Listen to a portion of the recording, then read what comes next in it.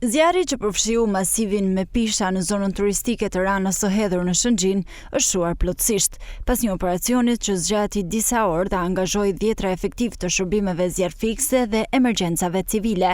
Flakët u shfaqën mesditën e sërpremtës dhe të favorizuara nga era dhe bimësia e dendur u përhapën me shpejtësi në një sipërfaqe të konsiderueshme të pyllit me pisha.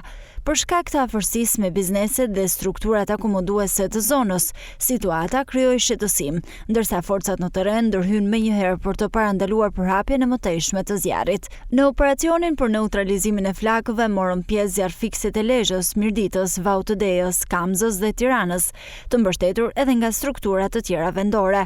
Fal ndërhyrjes së koordinuar u bë mundur izolimi dhe më pas shuarja plot e vatrës së zjarrit. Sipas të dhënave paraprake, dëmet janë regjistruar vetëm në masivin pyjor me pisha, ndërsa nuk raportohen dëme në banesa, biznese apo objekte turistike. Megjithatë, sipërfaqja e prekur nga zjarri pritet të përcaktohet pas verifikimeve në terren nga institucionet përgjegjëse, ndërsa po punohet edhe për përcaktimin e shkaqeve të këtij zjarri. Rana e Hedhur është një nga zonat që përballet shpesh me zjarre gjatë sezonit të verës, çka bën të domosdoshëm monitorimin e vazhdueshëm të territorit dhe reagimin e shpejtë të strukturave emergjente për mbrojtjen e pasurive natyrore dhe zhvillimit turistik të zonës.